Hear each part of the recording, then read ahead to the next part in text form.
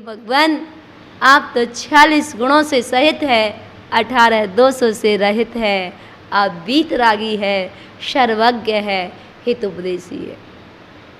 वीतरागी जिनका बीत गया राग, ऐसे वीतरागी जिनके अंदर अनंत ज्ञान, अनंत दर्शन, अनंत सुख, अनंत वीर्य जैसे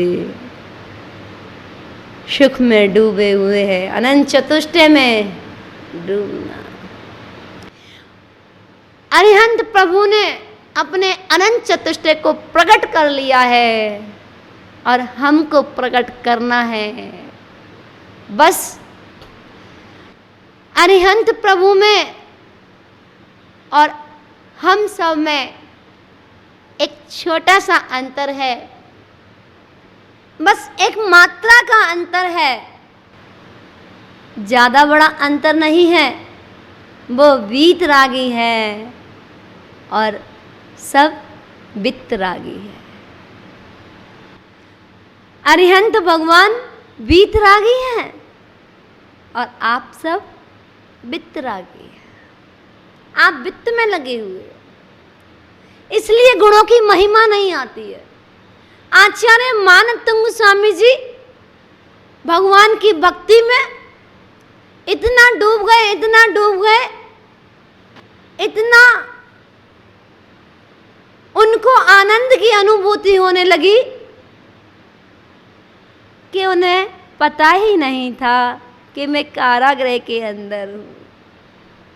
और आप मंदिर में बैठने के बाद भी आप मोबाइलों में लगे रहते हो, आप मंदिर में बैठने के बाद भी व्यापार में लगे रहते हो, आप मंदिर में बैठने के बाद भी घर की तरफ ध्यान रहता है। भरत चक्रवर्ती भोजन करते करते भजन को याद करते थे, माल के बीच में बैठे हुए भी माला का जाप करते थे। और हम भजन करते करते भोजन की याद आती है, हम माला फेरते हैं तो माल की याद आती है। बस इतना ही तो अंतर है। भरत चक्रवर्ती जब भोजन करने बैठे, वह ग्रास वहीं की वहीं रुक गया। रानी ने पूछा, राजन क्या हुआ, क्यों सोच में पड़ गए? ये हाथ में आपके गिलास यहीं अटक गया, क्या बात है, कुछ हो गया क्या? भरत चक्रवर्ती कह रहे हैं, नहीं रानी, ऐसा कुछ नहीं है। सोच रहा था, विचार कर रहा था, खाते खाते अनादि काल हो गया, अभी तक केवल ज्ञान का खाता नहीं खोला। और हम लोग अगर विधान में देर हो जाया करती है तो घड़ियों पे दृष्टि चली जाती है, फोन पे दृष्टि चली जाती है, परिवार पे दृष्टि चली जाती है। वो धनंजय सेठ जो भक्ति में इतने लीन, जिनके पुत्र को सर्प ने डस लिया, लेकिन अपनी भक्ति में तन में थे। जो भव्य जीव भक्ति में डूब जाएगा वो भक्त से भगवान बन जाएगा। जो भक्ति में डूब जाएगा वो कंकड़ से शंकर बन जाएगा।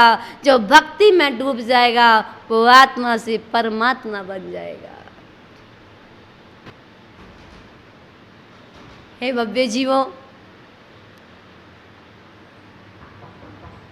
आपको भी भक्ति इसी प्रकार करना चाहिए। 1 घंटा नहीं, 1 मिनट करो, पर तन में होकर के करो। 1 लाइन भी पढ़ो तो अपने जीवन में उतारने का प्रयास करो। आपको बरसों बीत गए वो विनय पाठ पढ़ते पढ़ते, कहते कहते तुम बिन में व्याकुल भयो, जैसे जल बिन मीन। जन्म जरा मेरी हरो, करो मोए स्वाधीन। कहते कहते बरसों बीत गए, पर आज तक कभी क्या आप मीन की तरह तड़पे? नहीं, कभी नहीं तड़पे।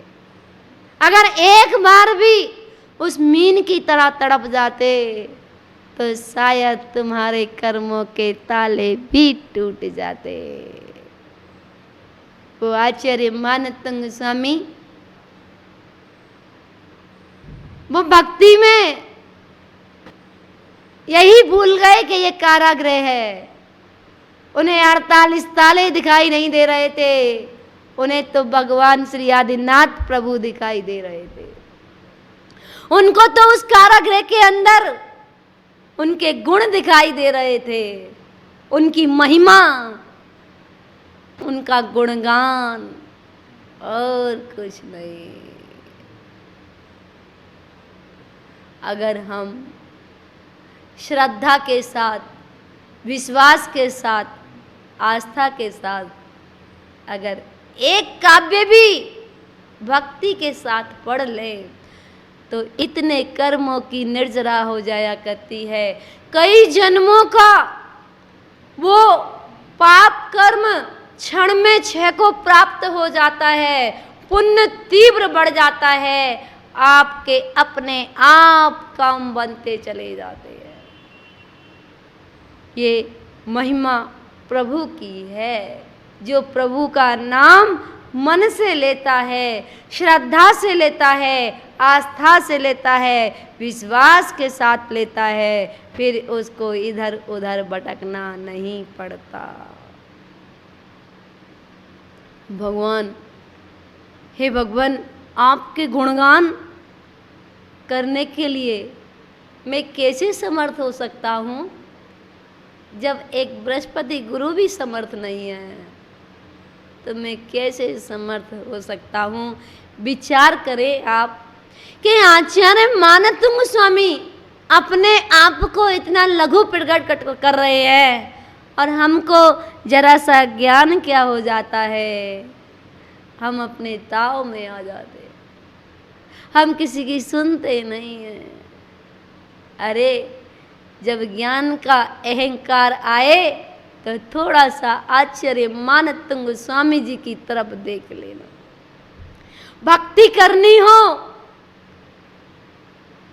नम्रता देखनी हो, विनय देखनी हो तो आचार्य मानतंग स्वामी जी के अंदर देखिए। उनकी श्रद्धा, उनका विश्वास, उनके अंदर प्रभु समाये थे।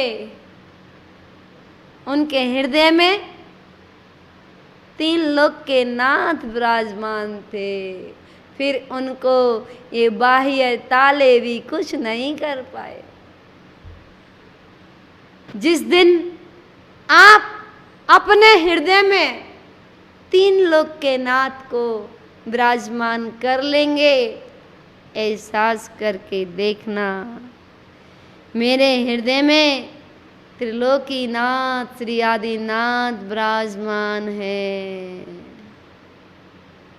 अब मेरा कोई बाल भी बाका नहीं कर सकता। एक बार विश्वास तो करो, एक बार विश्वास करके तो देखिए, आपको आनंद की अनुभूति होगी। कुछ भी करो श्रद्धा के साथ, आस्था के साथ। 5 मिनट भक्ति करो, श्रद्धा, आस्था, विश्वास के साथ।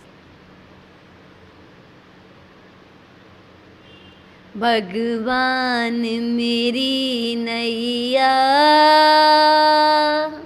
उस पार लगा देना,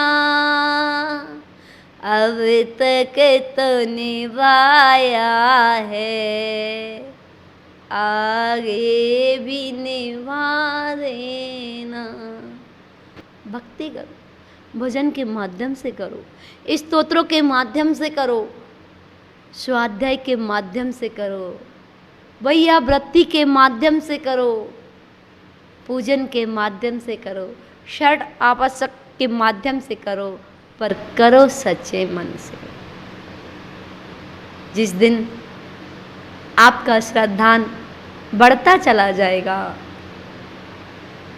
तो आपके सारे कष्ट अपने आप दूर होते चले जाएंगे। ऐसा आश्चर्य मानतुंग स्वामी जी की भक्ति से देखने के लिए मिलता है। उन्होंने तो एक ही औषधि बताई कि प्रभु नाम की गोली खाइए, आपके जन्म जरा मृत्यु जैसे रोग भी नष्ट हो जाएंगे। बोलिए पंच परमेष्ठी भगवान की। चलते हैं भगवान की भक्ति की ओर। और श्रावक के 6 आवश्यक पहले भी बतलाए थे। जो श्रावक अपने जीवन में 6 आवश्यकों का पालन करता है वह अपने जीवन को सफल बनाता है। और बताया कि देवदर्शन, गुरु उपासना, स्वाध्याय, संयम, तप और दान। स्वाध्याय में बहुत से लोग पूछते हैं कि हम शुरुआत में स्वाध्याय में क्या पढ़ना चाहिए, किसका स्वाध्याय शुरू करना चाहिए। तो सबसे पहले 6 डाला ग्रंथ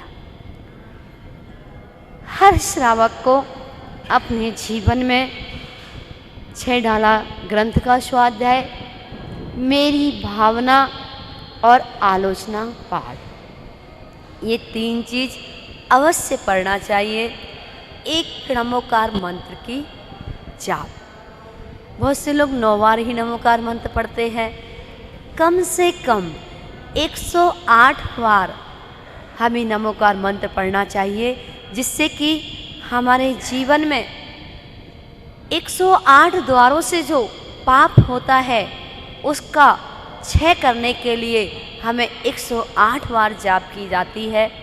जब आप आलोचना पाठ पढ़ेंगे तो आलोचना पाठ में दिया है समरम समारंभ आरंभ, मन वच तन के ने प्रारंभ, कृत कारित मोदन करके क्रोधादि चतुष्टय धर के।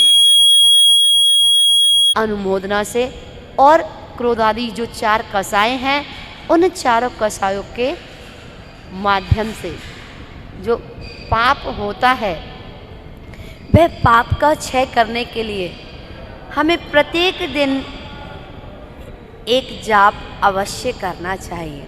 और एक जाप में मन नहीं लगता। बहुत से लोग कहते हैं हमारा जाप में मन नहीं लगता है। तो मन लगाने के लिए जब हम जाप देते हैं या तो हम हाथ पर करें, दोनों हाथों का सहारा लेकर के करें, और ध्यान काउंटिंग की तरफ होना चाहिए, उंगलियां नहीं चलना चाहिए।